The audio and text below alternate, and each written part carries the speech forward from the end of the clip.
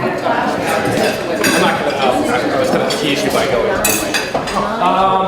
Thank you everybody for coming out to our legislative breakfast. It's been a little while since we've been back in this room in the Capitol building on Bennington College. I was reminiscing the last time we were here, it was a couple weeks before COVID, and then everything shut down. So we're happy to be back on Bennington College campus. Thank you, Senator Campion and the team here for helping us to arrange it. These are always great talks for us to get together, both from the business perspective and the nonprofit perspective, but we actually get to meet with our representatives and senators too, and I think you'll find that it's I don't want to say it's an informal, but I would say it's casual, that what we love about Vermont and what we love about our delegation is that they are so approachable. Many of you will probably see them out and about, but this is a great time to get your questions asked. We also like to spend the beginning part educating you too. So what we often ask our senators and our representatives to do is walk through the committees that they're on, the projects that are important to them, and where you might be interested, and then in this kind of second half, we'll actually have you ask your questions. So that's somewhat of the format today. I want to bring, so we do have this program, and then obviously we start March at the end of the week. We do have a J.K. Adams mixer on March 20th. That's going to be a really neat one. We'll be all the way up in Dorset. We'll be partnering with the Manchester Business Association on that one. Great new CEO, great new vision for J.K. Adams. And we just added Sean with J.K. Adams to our board as well, so we're very excited to have that one.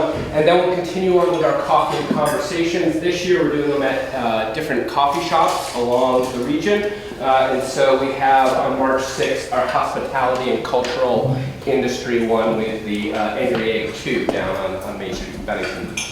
Erica, anything I'm missing? No, you I don't think so, right? Thank you.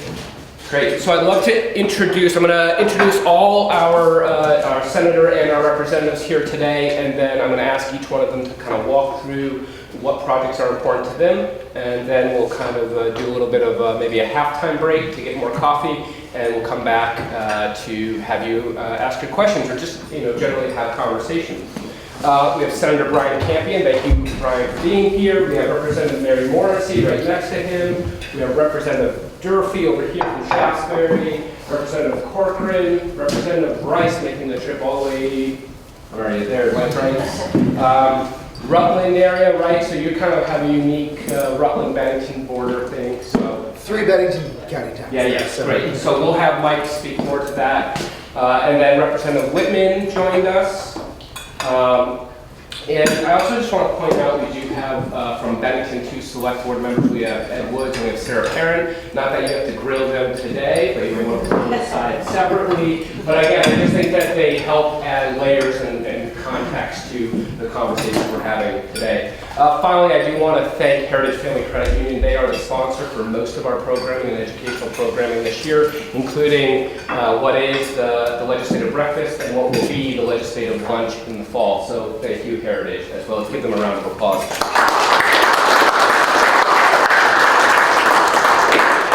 With that, I'm going to go sit down, but I'm going to have Brian kick us off. Senator Campion, if you would like to.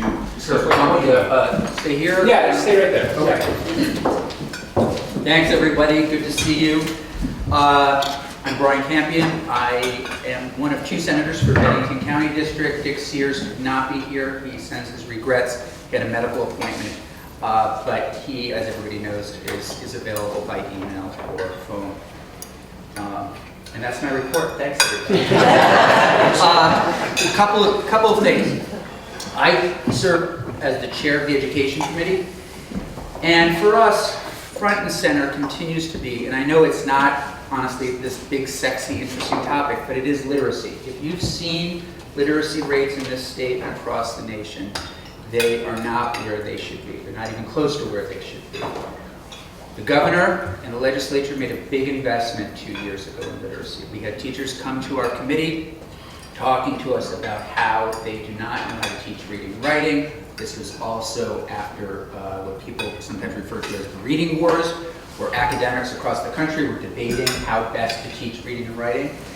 And what we ended up doing was we worked with the agency, teachers, superintendents, experts, and we are in the process, we've invested a lot of ARPA funds in retraining teachers really how to teach reading and writing. We've been continuing to work on that issue this year. And hopefully in a few years we are going to start to see results. But everybody in the business community, every workforce, for our democracy, reading and writing is key. And unless you get to, if you're not at grade level by the time you reach third grade, it is almost impossible to catch up. It causes other problems, disciplinary issues, dropping out of school, suspensions, expulsions, all sorts of things. So it is front and center with us again. We're looking at some early literacy testing that we're going to pass, as well as continuing to implement these mandates, looking at teacher education processes. So just know that that is something that we continue to work on and is very important. We're also working on career technical education. I think everyone knows Governor Scott is a big advocate for career technical education. The administration gave us a bill. I think all of us here recognize the value. Oftentimes students do not have the opportunity to career technical education until 11th or 12th grade. So we're trying to drop that down. We're trying to get younger kids involved in career technical education, see if it's something that excites them. We still have some schools across the state that have high dropout rates. Part of it is not being engaged in something, and this really would be an opportunity for young people to get excited, enthused about career technical education. So that's something we're working on. You know, I was just talking to Representative Morrissey, and everybody knows school construction and school costs are up. We are grappling as a state. We have in some ways this perfect storm that has come together where ARPA funds have dried up. Schools for the past several years have used federal funds to fill in gaps where they really needed them. Mental health issues, teachers, staff, or all sorts of things.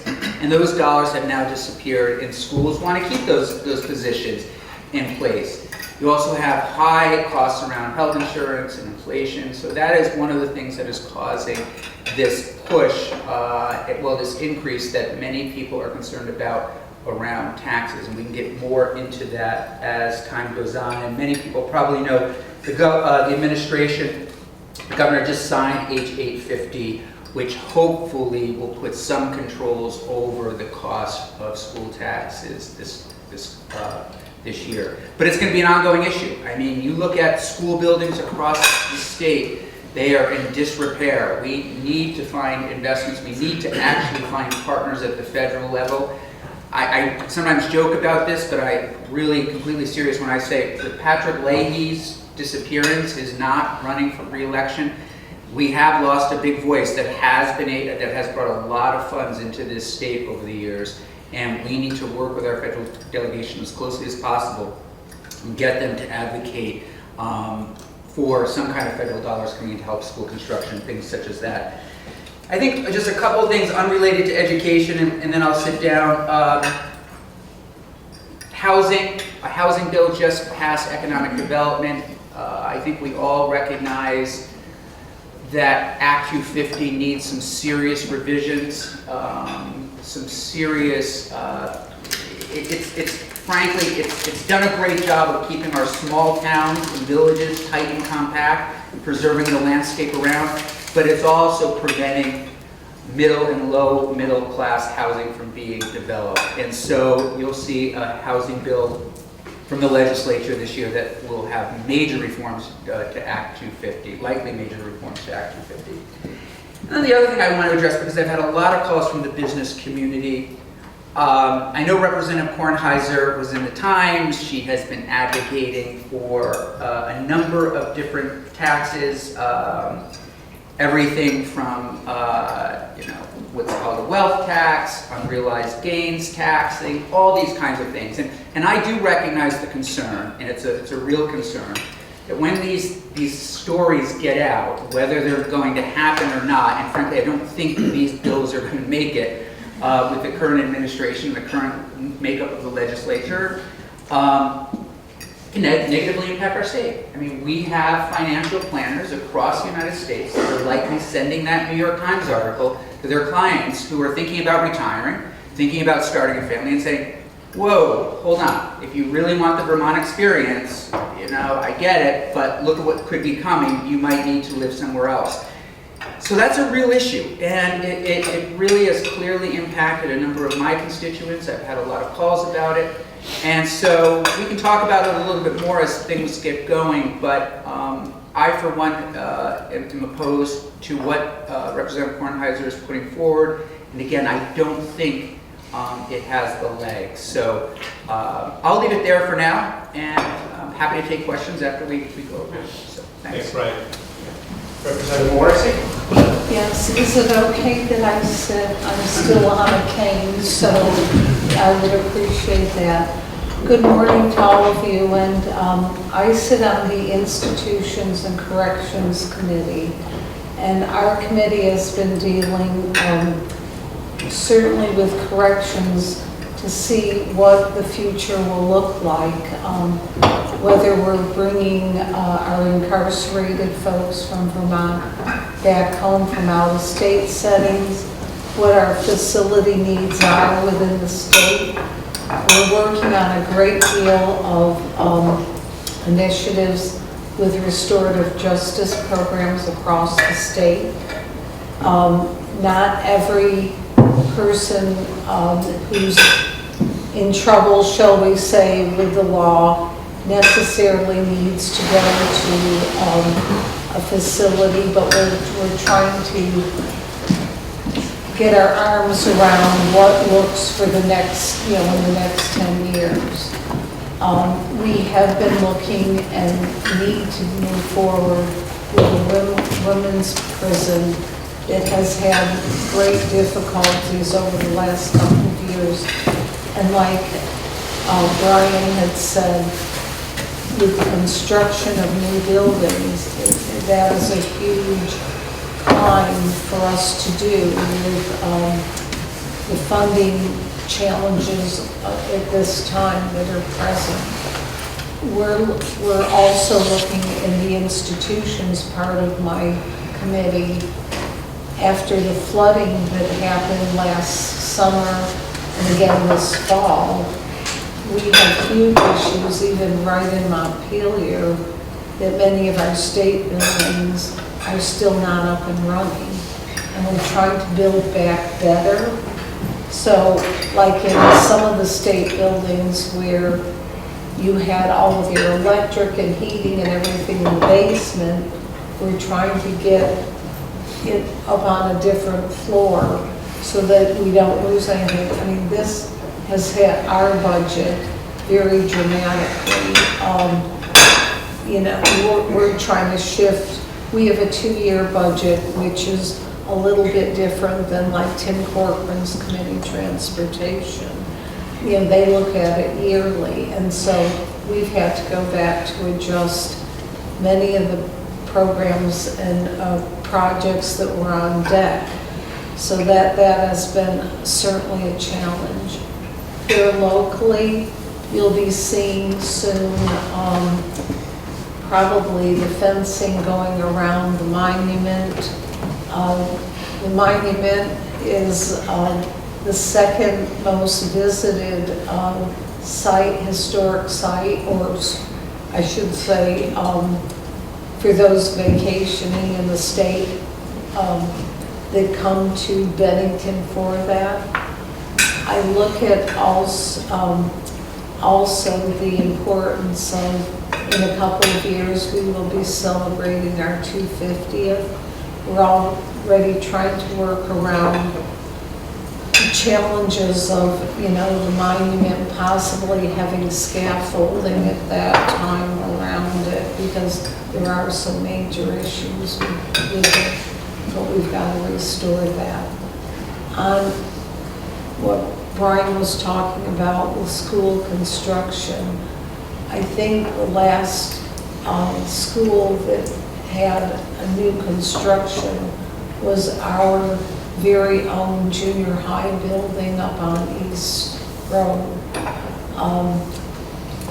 All of these projects, if you can imagine, have become what seemed manageable years ago that are now at times hundreds of millions of dollars. And very difficult as you're trying to put budgets together for the whole state and prioritize it. It really is a challenge.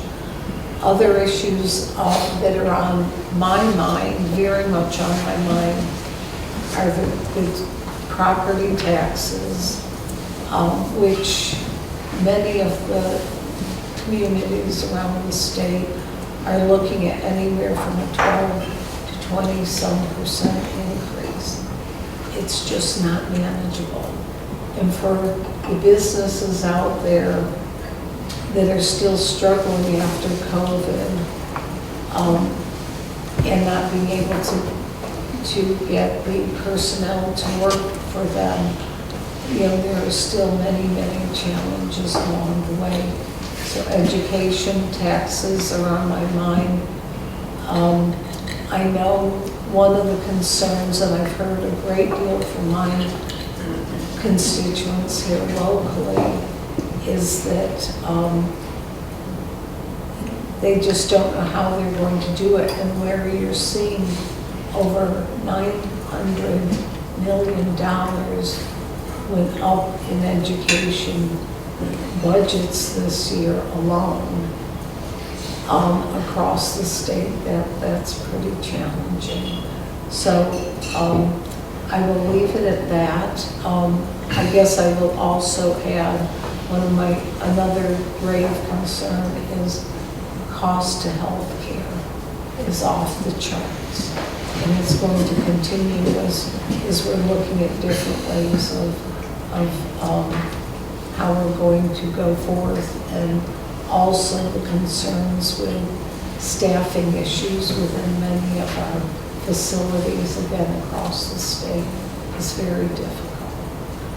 So I thank you for listening, and I'll take questions after on anything that you want. Thank you, Mary. We'll go over to Representative Corcoran. Thank you for having us. My world is transportation. I've been on that committee for, I think, 22 years now, and it's a great committee to be on. But we started the year not with a great rosy picture. Our official forecast for the transportation fund was downgraded by roughly $5 million for FY24, and then the budget we're working currently on, the FY25, was downgraded by $6.4 million. So out of the three funds, we were the only ones that had a negative impact, which, like I said, which isn't a good way to start the year out. But those are pressures that are going to have ramifications on less things getting accomplished. I think they're going to concentrate on the maintenance budget to sort of maybe absorb some of those hits. There's going to be less mowing on the side of the roads. There's going to be less leveling, paving in the springtime. So those are, some of the impacts with those pressures, as Mary said, and Brian, is the rising costs of healthcare, rising wages. That eats up your base money to go out and pave roads, build bridges. And that's one of the reasons why last year, I know probably it's not popular in this room, is that we did a DMV fee bill, and that took effect this January, and it was about a 20% increase, which raised roughly $19 million. And if we didn't do that, we'd be in a much worse situation. We didn't take that lightly, but it was 7 years since the last time we did a DMV bill. So it was needed to sort of keep up pace with the rising costs throughout. So, and just to mention the driving factors of our downgraded revenues was ironically, was the motor vehicle fees. They were off by $3.1 million, and the purchase and use tax was off by $2.7 million. Hopefully those will rebound, but those were the two biggest driving factors of our revenue downgrade. What we're trying to do is we're probably a week or two away from wrapping up our transportation bill, which is roughly $873 million. We should then have that voted out in the next, like I said, next couple of weeks. And we're really looking at the town programs, even though they currently have $100 million in this year's budget. Most of those programs have been level funded, and when you talk to the towns, they're facing the same pressures as we are at the state level. So we're trying to give them a bump up in some of the funding. We're trying to find that money, but sometimes that's hard to do. Couple highlights as far as local projects that'll affect Bennington in this current FY25 budget. Right down the road, the Bennington roundabout and Silk Road and 67A. That was supposed to go out to bid this spring. Things got sidetracked a little bit with right-of-way issues. Those have been taken care of, so hopefully we're on track. That will go out to bid sometime this summer, so you should be seeing some construction activity late this summer. Another project, the corner of Morgan and Main Street there, Town Highway Bridge. There's construction funding in there for next spring, so that's on track to get up and running next year. And another one I hear quite a bit about is the roundabouts on North Side Drive. We continue to look at that. There's $75,000 in our budget to do scoping, and they're looking at 3 areas. They want to put a roundabout on Route 7, which I'm not quite sure, heading out of town. They want to put one by Aldi's and another one potentially by right around McDonald's. So they continue to look at that. That's progressing. So that's something Bennington can look forward to. Hopefully that'll come to fruition. And there's money in there for bike ped, a couple $1 million for the shared youth path. I think right around this neck of the woods, College Drive to Harmon Road, and that should be starting this spring. So those are just some of the things locally that we're funding in this year's budget. And just to remind everybody, we're really pushing as a state incentives to go electric, and we have 5 different programs with our budget that we fund for incentives. The first one is your traditional EV incentives for new EVs or used, and based on your income, you can get up to $6,000 towards a purchase of a vehicle. We have a replace your ride program. If you have a car that's older than 10 years old, it's running and been registered, you can get up to $5,000 for that. And then there's a program called Miles Smart. That's for your low income based people, and that's not necessarily for a new EV, but for a high efficient car. So if the car has 40 miles or more per gallon, you're eligible to receive up to $5,000 for that program. And then a new program we created last year was Electrify Your Fleet, and that's for municipalities, nonprofits, businesses. They can qualify up to 20 grants at $2,500 if they started wanting to electrify their fleet. So those were, just wanted to remind people that those are out there. They're quite popular.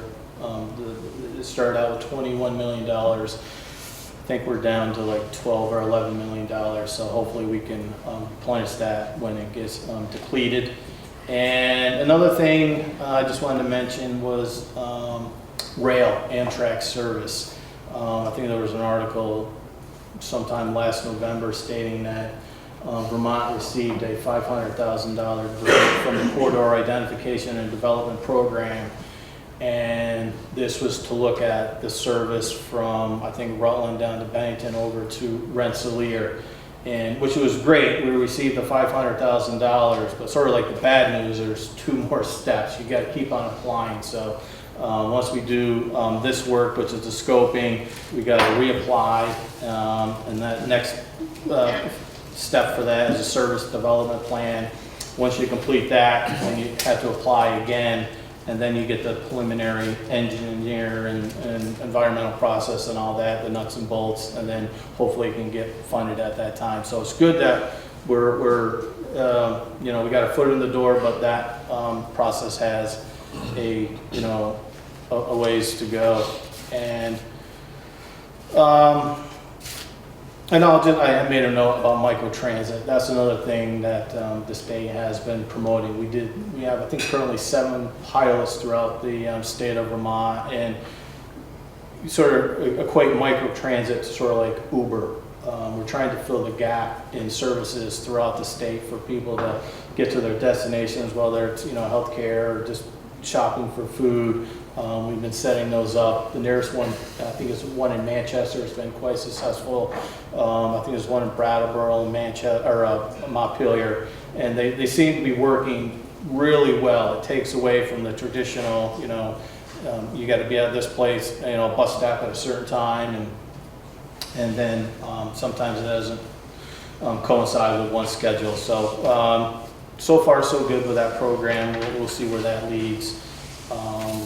So that's what we're doing in the transportation world, and as far as Brian and Mary said, obviously the big elephant in the room is the ed funding, the property tax. 20%. That's just that's not a good place that we're in, and it obviously needs to be addressed. And the Ways and Means is doing their due diligence. I agree with Brian that hopefully those suggestions don't come to fruition, but I don't know if he knows the body too well, the makeup, so might be a little bit to the left, but we'll see how that pans out, and hopefully there's a good product at the end of the day that the majority of Vermonters can get on board with, because like I said, 20% is just not manageable and realistic for people who want fixed income. So you need to do that. And then Act 250, that's a balancing act. It's a give and take. It's like, how much power do we take away from the towns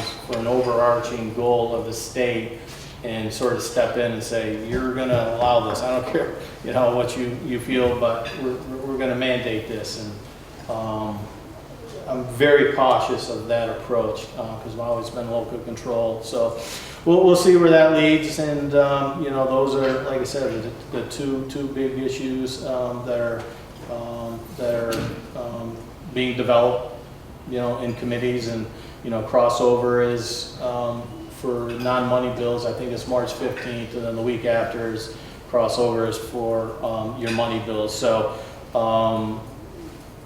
things are going to get a lot more clear here in the next couple weeks, and we'll go from there. But with that, I'll pass it on.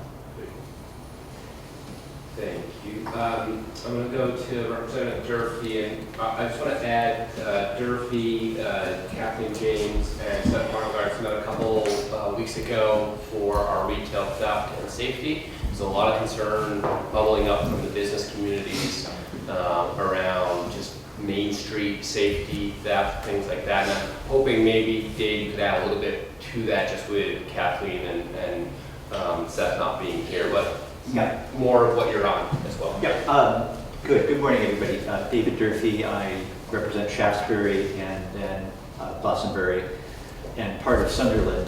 And the other part of Sunderland is in Seth's and Kathleen James' district. And they're, I know, not able to be here. Kath is performing some of her assistant majority leader duties today and sent her regrets. And I'll get to that conversation after you mentioned. I chair, and I'm going to keep my comments brief because I always want to hear from, leave enough time to hear from all of you. I chair the House Committee on Agriculture, Food Resiliency, and Forestry, and we are blessed in the county to have 2 members of that committee. Mike Grace sits on the committee with me, and I'm going to leave most of what we're doing to him to talk about. And just say a couple of quick things, maybe larger picture things. One, I want to step back and mention that whenever we were last in this room, maybe 4 years ago even, we were talking about some of the larger issues and broadband, workforce, housing, childcare, the sort of big picture things that the legislature was aware of trying to tackle. And just sitting here this morning thinking, wow, housing is definitely still a problem. We've put a lot of funding into that. As has been mentioned, there's more legislation coming to try and ease some of the regulatory burdens there. But we passed a monumental child care bill last year, and we had to overcome a veto, and in the House, I'll say we had to overcome a Senate's preferred funding system, adding payroll tax, which was not the way we wanted to go. But we're there, and we're well on our way to overhauling our child care system. I don't want to steal Dane's thunder either, so I shouldn't. Okay. And then the other thing is broadband. And Bennington County, with the exception of Reedsboro and Searsburg, the rest of the county is part of the communication union district here that has really gotten out in front of every other area of the state. And the legislature gets some credit for that. Certainly the federal government provided a lot of the funding, but really there was a volunteer effort with the local CUDs that people stepped up, and we now have, I mean, I think every other town except for those I mentioned has access to high-speed internet, and that's really terrific. And again, it's really a credit to the folks who volunteered from within the community and came forward to make sure that happened. I'll just say also that a couple of things about sort of the current state of the economy. We've had, over the course of the last few years, of course, lots of federal money coming in. Consistently, the state economists have, I would say, been conservative in their forecasts and have come to us every 6 months saying, oh, you know what, we have more money than we thought we were going to have. And we've been able to put that funding into some of the programs that we talked about.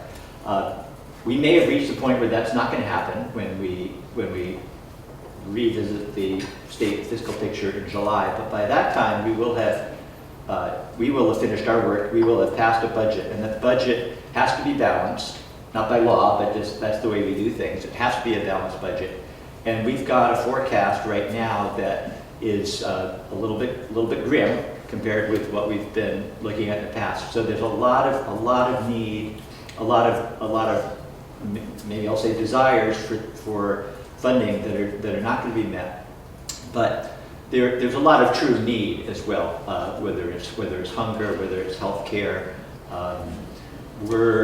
The House is going to be proposing an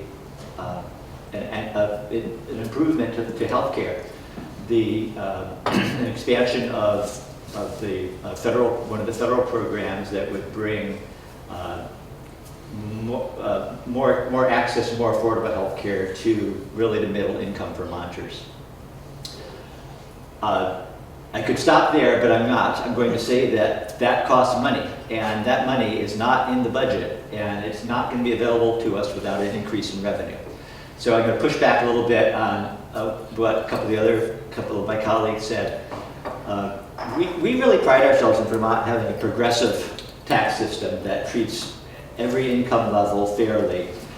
Right now, when you look at the big picture, the entire tax burden, it's not purely progressive. So the middle income Vermonters pay more as a percentage of their income in taxes than upper income Vermonters do. And the solution to that may not be a wealth tax, but it may be an increase in income taxes at higher earning levels. So I'll leave it at that. I know it's certainly not popular with everyone, and yet at the same time, the kinds of things that we're talking about would need to come from more revenue. So I'll stop there. We'll go to Representative Levin. Go here. Okay, thank you all.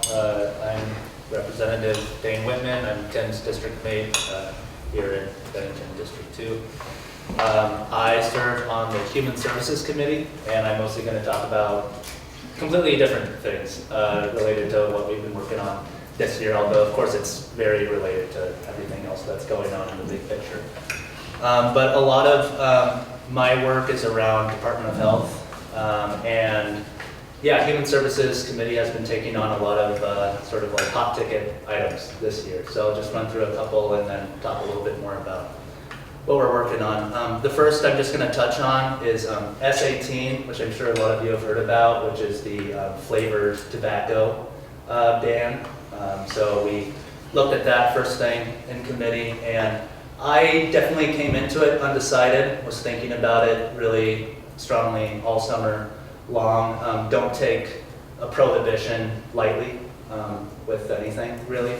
But ultimately, why I came around to being supportive of it was, on one hand, looking at the public health costs of tobacco use, being in the hundreds of millions of dollars a year in healthcare costs. So as we talk about rising costs of healthcare, as we talk about our limited budgets, just public health priorities is something for us to think about. And the other being that more so than flavors just being sort of a palatable experience for people, we actually heard from a neuroscientist down in North Carolina, I think, who described to us how they actually are more addictive on sort of a brain chemistry level, where they activate dopamine receptors in a very different way that makes it harder to quit and much easier to get hooked. And we did hear plenty of testimony that the flavors are just more accessible to youth, and that it is really just a current emerging issue, and we want to sort of try to prevent the next generation of folks that are addicted to nicotine. So that's why we're ultimately supportive of it, although it's moving along at its own rate.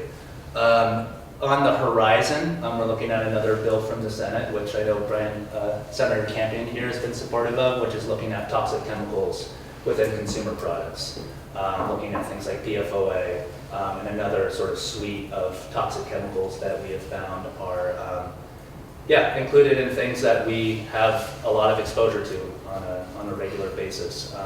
2 years ago, we passed bills related to food packaging, rugs and carpets, ski wax. This year, we are looking at sort of trying to bring in more products, including personal care products. So that's going to be like cosmetics, shampoo, shaving cream, things like that that could contain toxic chemicals. And also looking at textiles, which is a really big, sum of where we're seeing, things like PFOA being applied for waterproofing, and then here we are, sitting on our couches, wearing our clothes, right, and just having sort of this daily exposure to things that are known carcinogens. Then they end up in the landfill and make their way into our waterways, right? So that's another bill that we're taking on coming up, so we'll continue to work out details of that. Another thing is I was appointed to the Opioid Settlement Advisory Committee, which decides, basically creates recommendations on how to spend the dollars that the state has received from lawsuits, legal settlements with pharmaceutical manufacturers, knowing that a lot of their sort of bad practices sort of teed up the opioid epidemic that we're seeing right now in the state.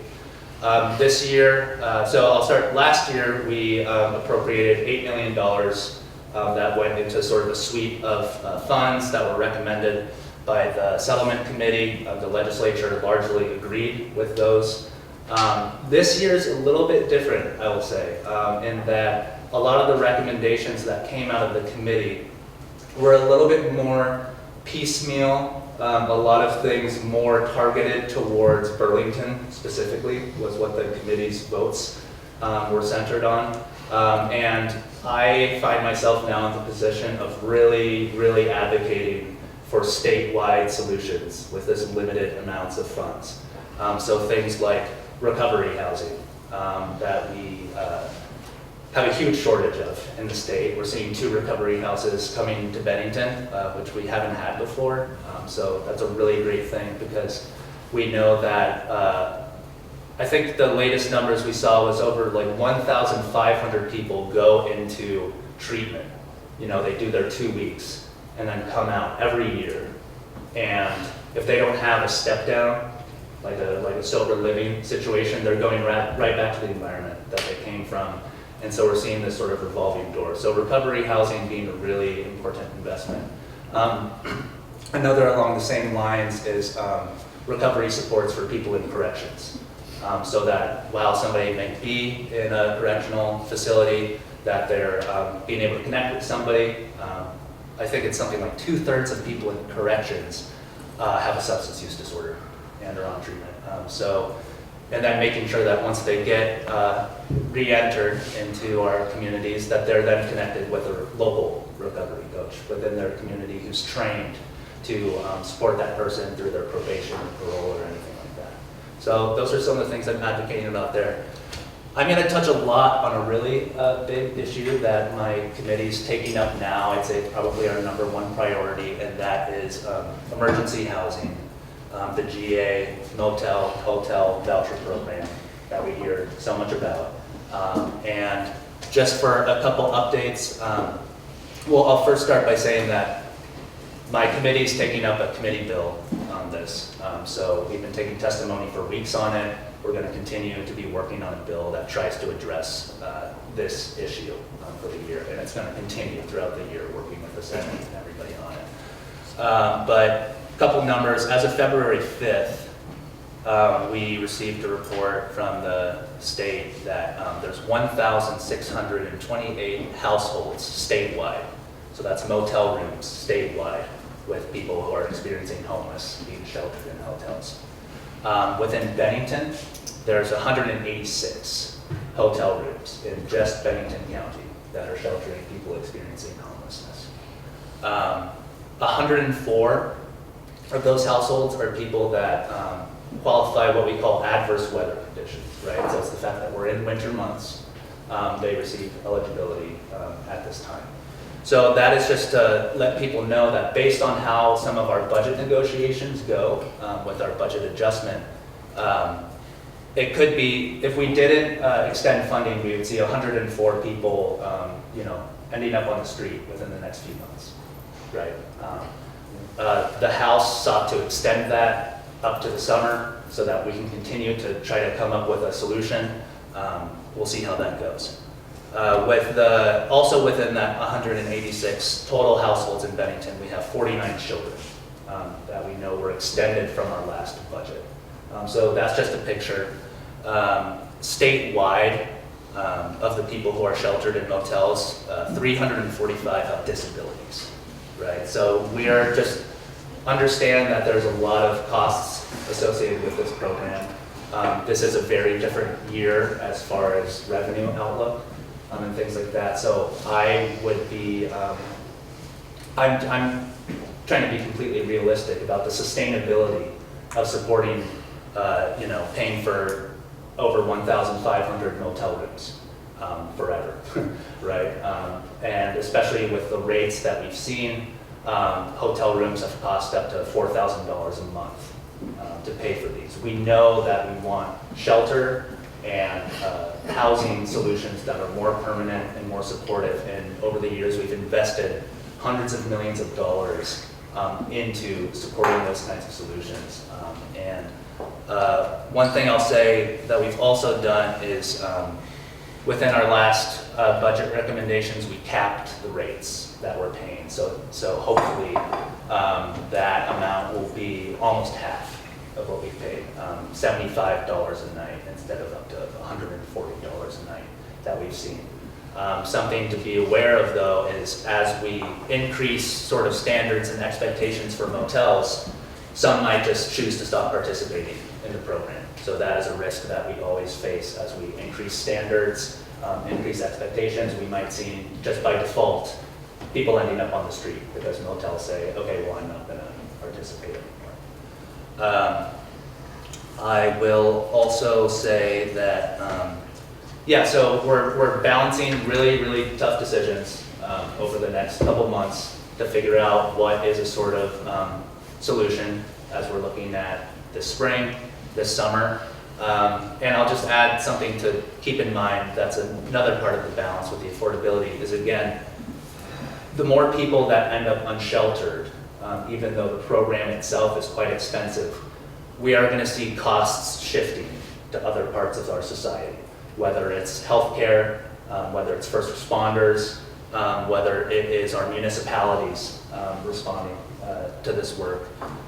Criminal justice, our schools are going to experience all of this. And so I just wanted to let everybody know that we are thinking about this, working on it all the time. It's a very, very difficult, challenging issue, but I look forward to just keeping you updated on our work as it continues. Great. Thanks, Dave. And then last but not least, we'll go to Representative Bryce, and then we'll do like a quick, after Mike, we'll do, grab some more coffee, we'll come back and we'll take the last 30 minutes to ask questions or have some more conversation. Representative Bryce. Yeah, thanks. Good morning. Mike Rice, I represent the Bennington-Rutland District, which is Dorset, Peru, and Landgrove here in Bennington County, and then Danby and Mount Tabor at the bottom of Rutland County. Sit on the House Agriculture, Food Resiliency, and Forestry Committee, and since the chair of the committee graciously kept his comments outside of our committee room, I'll update you on some of the things we've been doing. We've passed a couple bills out of the committee already. One deals with timber theft on land. So we heard some really heartbreaking testimony about folks who have been taken advantage of by sort of unscrupulous loggers who will sort of knock on the door and say, hey, I saw you, maybe you'd like me to take care of that issue over there, and then a couple weeks later they're left with their, far more than they agreed to being taken, their land's left a mess, they never receive any payment, and the person takes off. So we passed a bill that would sort of attempt to address that issue in a really targeted way, and sort of help defend the good name of a lot of folks who are working in our forests who perform really important, crucial work on our working lands in forestry and logging.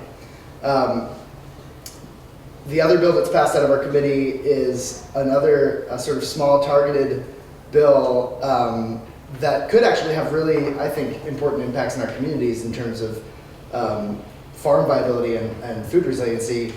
It's a bill that would allow, currently small poultry farmers are permitted to process a certain number of their birds on their farm without taking them to a USDA inspected facility.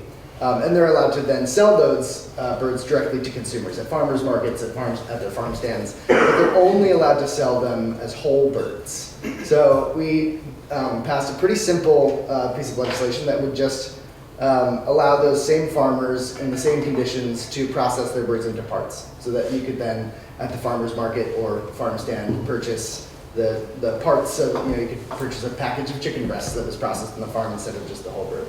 We heard from farmers that it would significantly increase their revenue without them having to make any kinds of improvements or increase in the number of birds they're raising.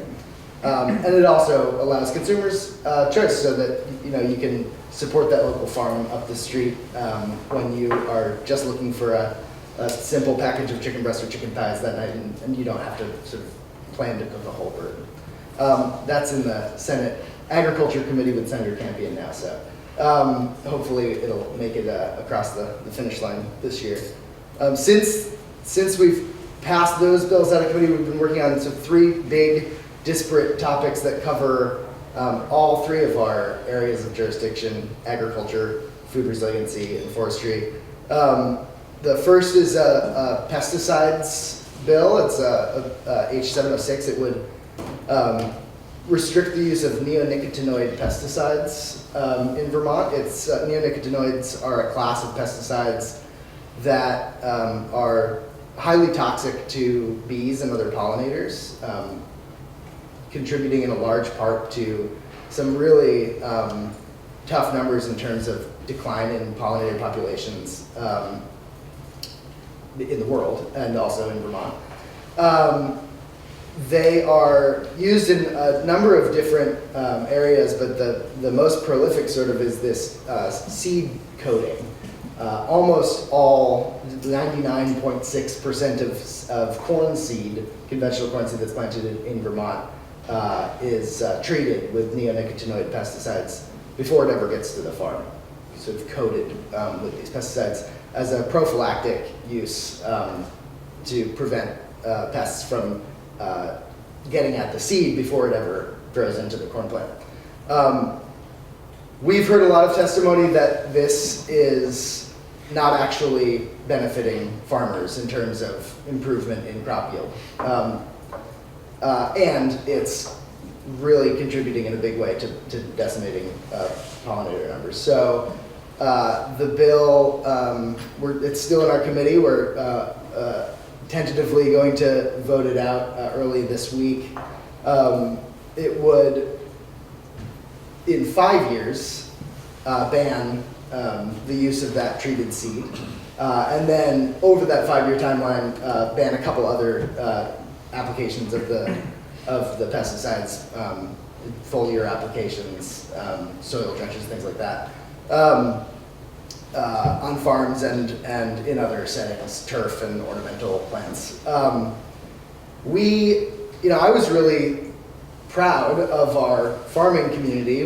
I think there was some concern that they would be, really opposed to this bill. What we heard from them actually is that as long as the timeline is right, as long as we sort of give them proper off-ramps and allow for exemptions in the case of, for instance, the seed industry not being able to supply untreated seed, things like that, that they were actually in support. And that was really great for me to hear, because I think we know that farmers aren't excited about the use of pesticides, but that they do it because, that they use these products because they're just trying everything they can to keep their farms viable. So I was really glad that we were able to, we made a couple changes to the bill, extended that timeline, made sure that New York State just passed a very similar legislation last year, so made sure that we were on the same timeline as them, so that we weren't sort of going alone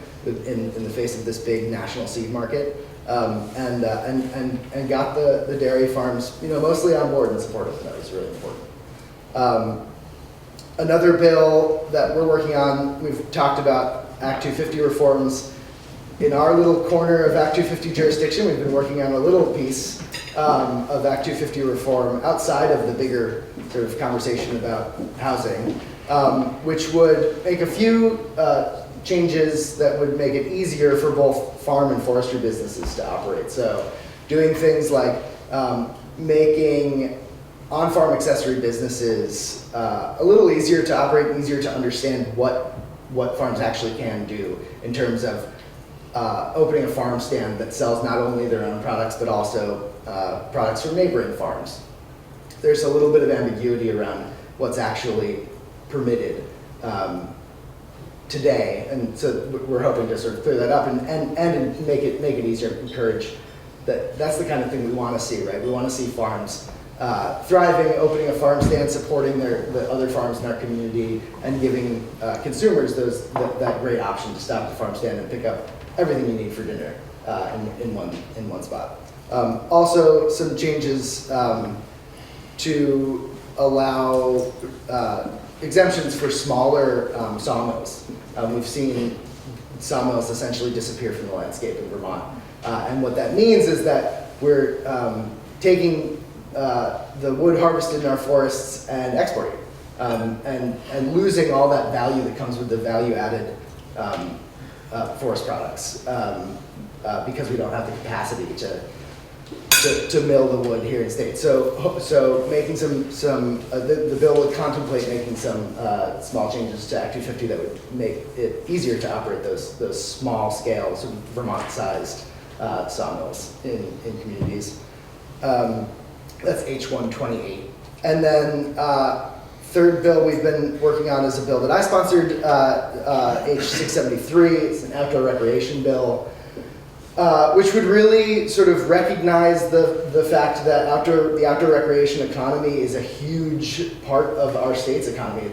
We rank second in the nation in terms of the outdoor recreation economy's contributions to our state GDP. It's about 5% of our overall economy. It can be traced back to outdoor recreation activities, whether it's hiking or mountain biking or skiing, other sports, hunting, fishing, boating, all the things that we do in the Vermont landscape and that visitors do too. So the bill would commission an outdoor recreation economic impact study so that we can really, the data that we have is really on a statewide level, and it's from federal information. We don't have the data to sort of drill down into what that outdoor recreation economy looks like on a county by county level, on an activity by activity level, so that we can really know what are the activities we should be investing in, where are the places, the opportunities for growth in the sector. And then it would also invest in some staff capacity at the Vermont Trails and Greenways Council, which is a sort of quasi-governmental, it's an organization made up of all of the associations and town outdoor recreation departments, all of those players in the outdoor rec economy, but it also advises, serves an official statutorily required advisory role to the Department of Forest, Parks and Recreation. So increase a little staff capacity there. And then also develop, the bill would develop a best management practices guide for statewide use in terms of trail maintenance and stewardship. So really sort of making sure that as we're investing more and we're understanding how important these outdoor recreation assets are to our economy, that we're also protecting them and ensuring that they're sort of built and maintained for the future, for use during climate change, and sort of equally protecting both the economic and ecological aspects of outdoor recreation. So. As everyone has said, that bill, obviously, when I'm talking about commissioning studies and developing guides, it has appropriations in it. It's a challenging environment to be, with so many needs across so many areas. It's a challenging environment to be advocating for appropriations, but advocate I will, because I do think that as we recognize the importance of outdoor recreation to our economy, it's important to invest in it as well and make sure that we're moving forward in the best possible way. That's what's going on in the House Agriculture, Food Resiliency, and Forestry Committee. Great, thanks, Mike. All right, so if you want to take 2 minutes, just go freshen up your coffee, go to the bathroom, come back at 10:07. We're going to start. So make sure you come back with some good questions. Don't leave me hanging in the sense that I don't have enough questions for the next 20 minutes to ask our reps and senators. So hopefully you come today. You've heard a lot from each one of them. There's specialties in their committees. So now we'll just open it up. I'll help kind of facilitate some questions and answers to whoever it's directed to. Who wants to kick us off? Yeah. So I'm Robin. I work in the mortgage department for Heritage Family Credit Union. And recently, we were sent an email about a proposal for the transfer tax to be increased for investment properties and second homeowners. So I'm just wondering if there's someone here that could shed some light on if that is true, where it's at, and what the opinion is on this. I mean, the last thing I can say, I think David Durfee looks like he knows, I don't think it's coming from this Senate. The last time we increased the property transfer tax may have been for the Clean Water Fund. Correct. But perhaps it's something that's happening in the House. Yeah, I was going to say that 2 years ago, when I was on the Ways and Means Committee, we actually looked at a proposal to do something similar, if not exactly the same thing. So I don't know whether that's come up again this session. It may have. I haven't heard anything about it. I don't know. Sometimes, occasionally I'll get emails about things that happened like in the past or were proposed in the past. So I don't know in this case if that might be what happened. There was discussion about it, but I haven't seen where it's gone anywhere. So hopefully it won't be a surprise at the end of the session. But I do think it's definitely on the table when we're talking about the hole that we're facing with a 20% increase. I think, unfortunately, they're just throwing a lot of things on the wall and see what sticks. But that is, currently one of them. They have, wealth tax, sugar, soda tax. I'm not saying that these are good ideas, but those are things that are out there to try to draw down that 20% hit. I would be opposed to probably a lot of those things, but I'm probably on the wrong side in this legislative makeup, but I'll leave it at that. Okay.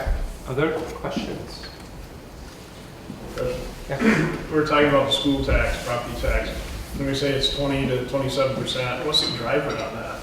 I've heard it's Gold Town's budgets that are driving it. What's the real deal there? Some of the problem is the school boards, and when Act 60 came into play 28 years ago, it was my first year in the legislature. It was defined at that time. The boards and communities really needed to look at what the priorities were to educate their students. And I will say things have changed within our school structures and what folks look at as priorities. The budget just has gone up this year alone. If that's what it ends up passing, will be over, just for education, over $2 billion. And yet across the state, and I don't say this as a negative, but many of our schools are failing, can't meet basic standards. Houston, we got a problem. We've got to go back to looking at how we can do a formula that will fund our schools appropriately. But we are like the second largest, let me take a step back. We are the second in the country per pupil spending, and yet where are we at? And our numbers of students are going down. So Houston, we do have a problem that needs to be addressed, and we can't keep kicking it down the road. And I probably didn't really answer your question. Not really, I mean, we got a 20% We have to increase. look at a formula that's going to fund our system, but at the same time seriously look at what we're providing. You know, there's no way around this. We have to find how we're going to do this for the future. And even what was proposed, taking the 5% cap off, you know, it was very hard to look to even understand, because no one was really able to explain what it does. Is it going to affect another part of your education funding or programs or anything within it?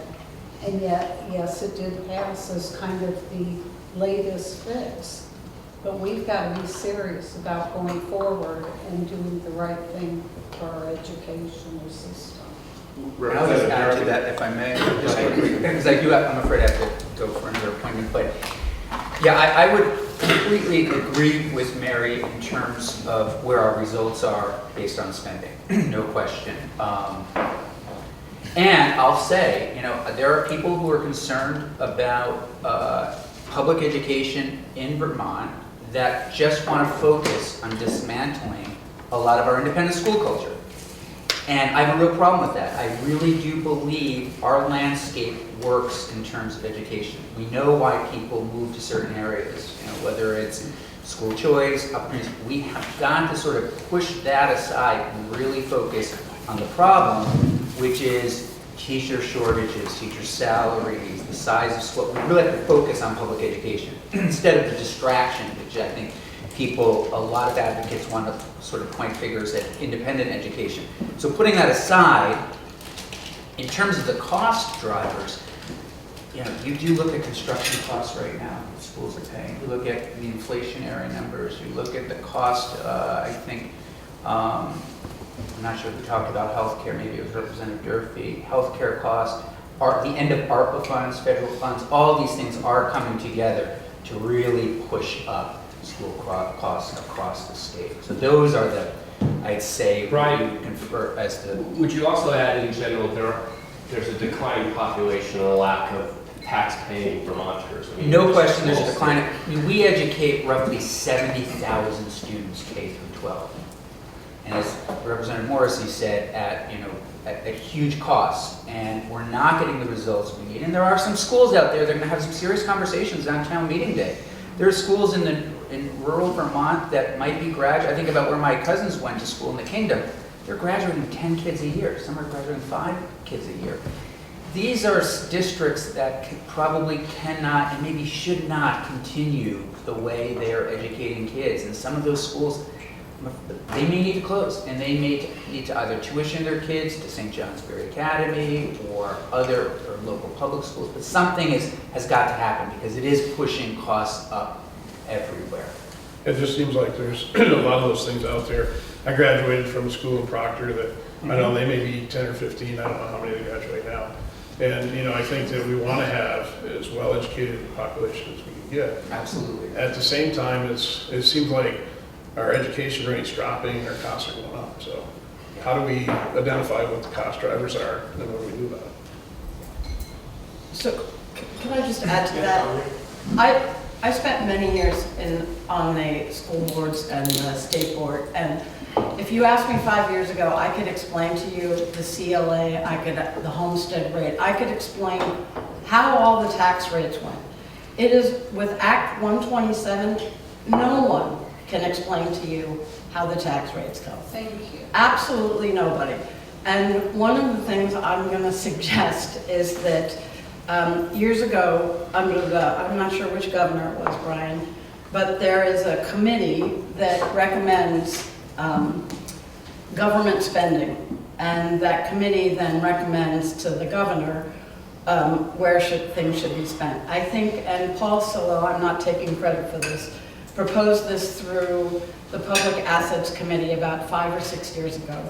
And I think if people who have spent years in education cannot explain how you get to the tax rate and who pays the money, I think it's really time we take a look at how to break down how it happens.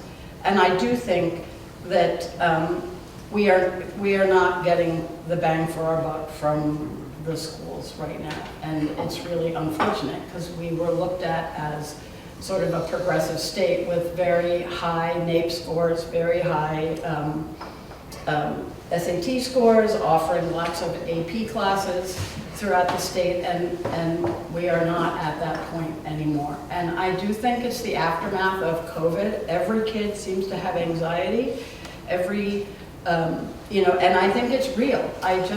We have to figure out how to address it. And yes, Arlington, Vermont graduated 13 students last year. 13, that's very small.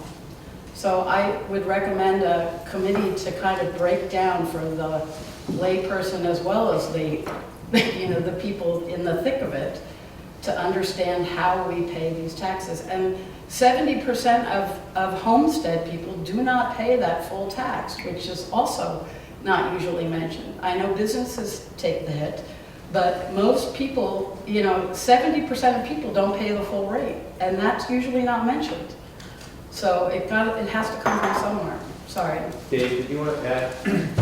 I think Brian covered answering the question about why are the costs going up. The school budgets, school budgets statewide are going up 15%. And it's hard to have taxes not go up commensurately.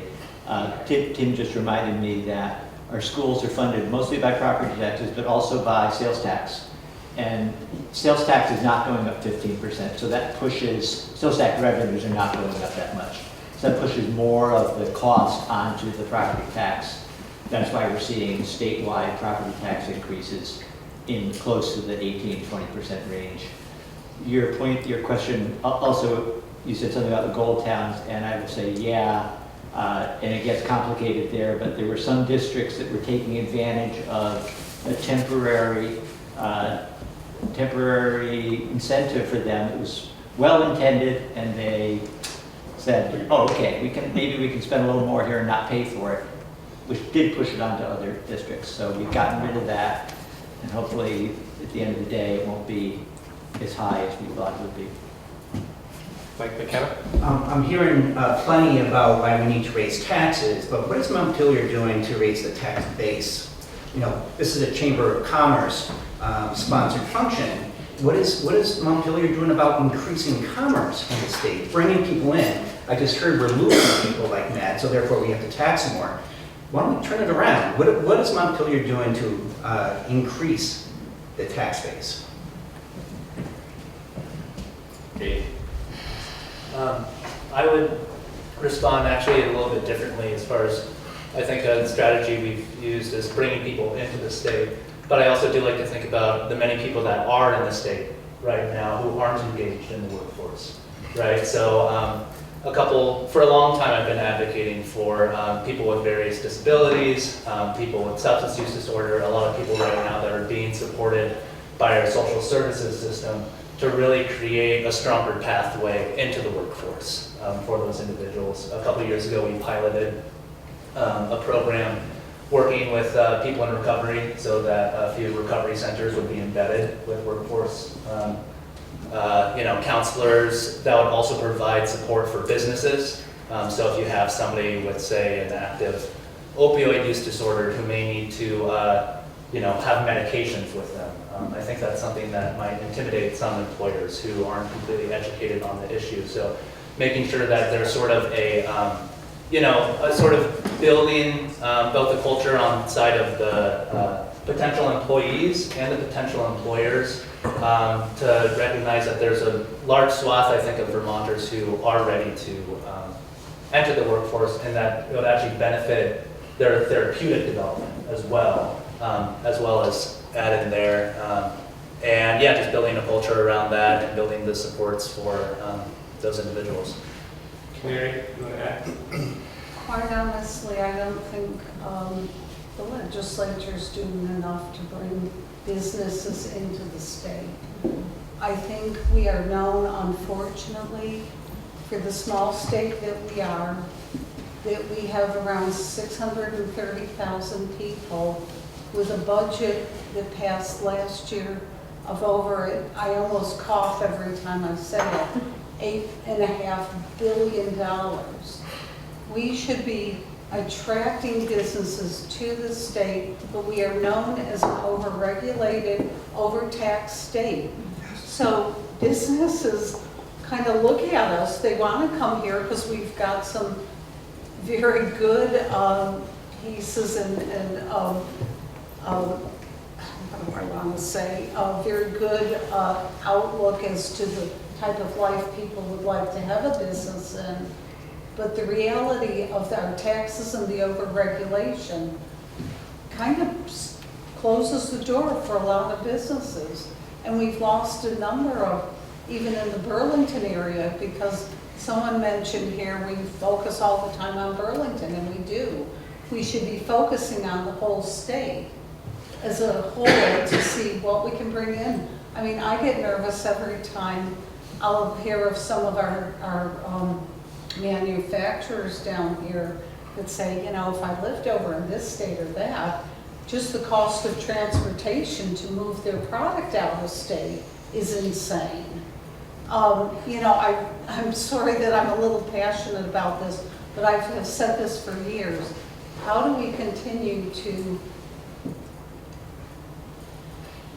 do better in our state for our businesses and our people in general? And I think we're short funding ourselves on where we're putting the priorities and getting, folks to be back to work and to, I think we're doing, which is fine, and I know there's a piece of all of that.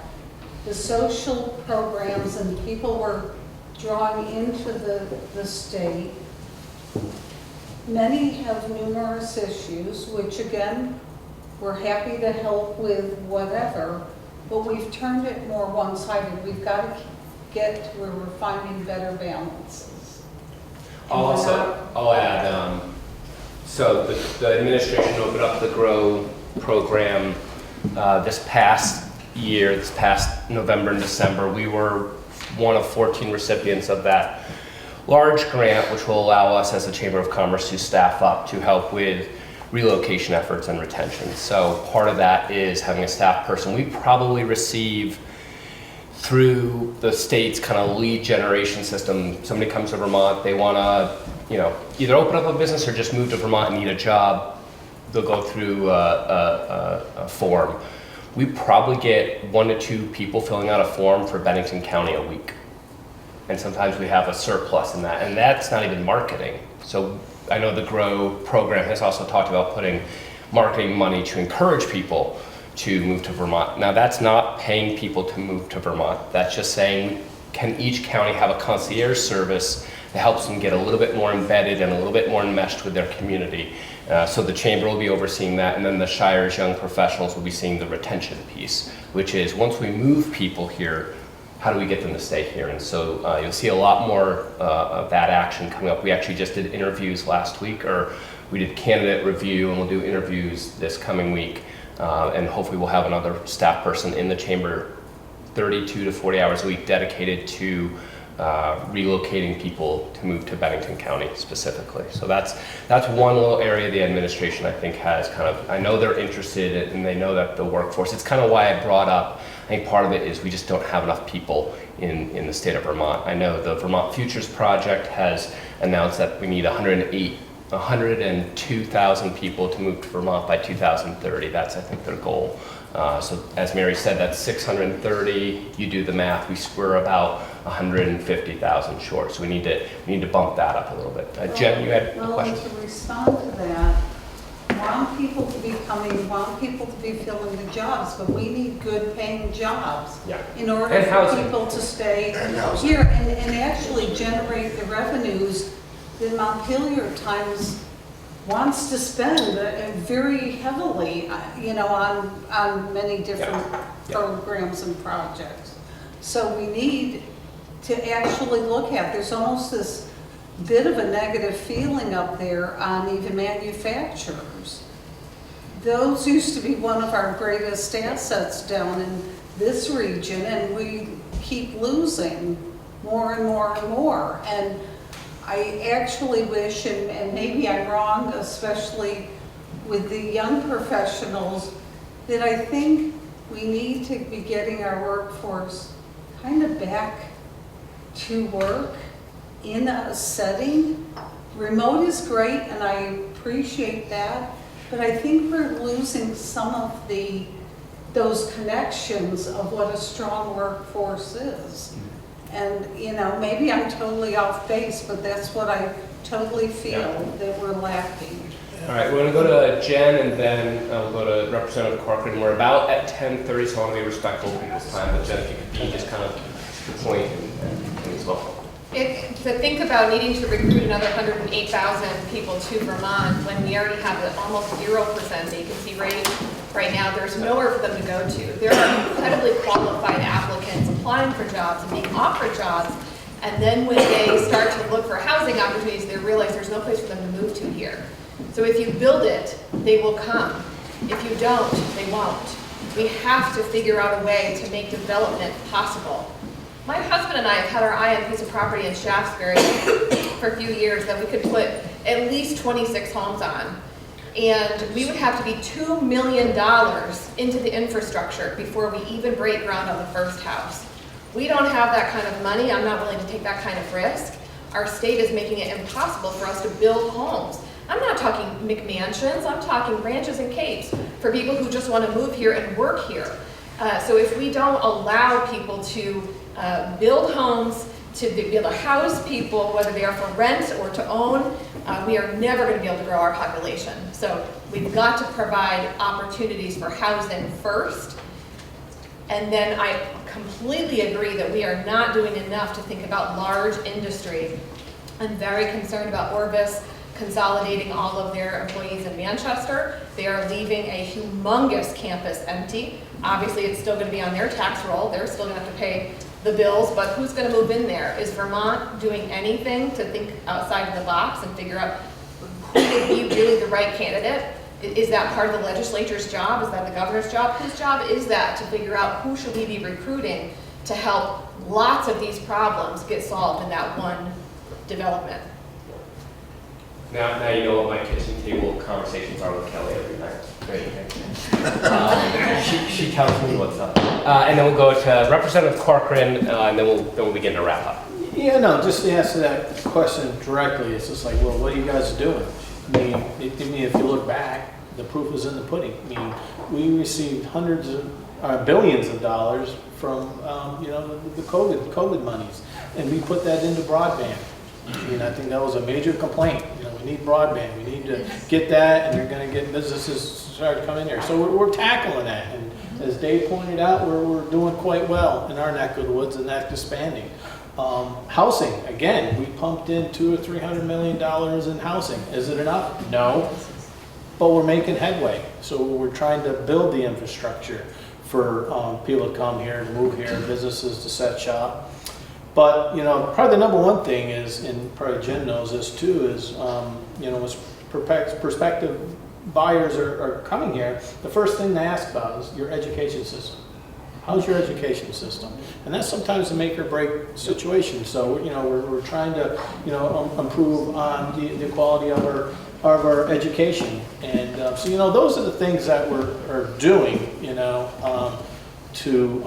you know, to improve our economy. And, you know, it might take a little while for that to pan out, you know, to get up and running, but we are, you know, putting serious money behind those, I think, 3 top issues. And I would lastly to say the Act 250 obviously goes hand in hand with the housing. It's going to be a balancing act, but the more you can probably open that up a little bit, you're going to get investors to step forward and build the units that we need. Because I think the last time, I could be wrong, but it was like around 75,000 units short that we are in the state of Vermont. So it's a uphill battle, but we are trying to address it. So Okay. got that. Matt, if I could just make one Yeah. comment on this topic. I think that what's missing here is that the COVID money that we invested in housing was really geared toward crisis housing. And what Jen is talking about is growing our population, which grows our tax base. And I think that we're not paying enough attention to that piece. Broadband did pay attention to that, and that's a huge step. But I think that Jen's point is very well taken. That real life example of what you would do if it was possible, wow, we got to be talking a lot more about that. Great way to end. Thank you, former president of the board. Oh yeah, that's right. Thank you, everybody. Another round of applause for Bennington College and Heritage Family Credit Union.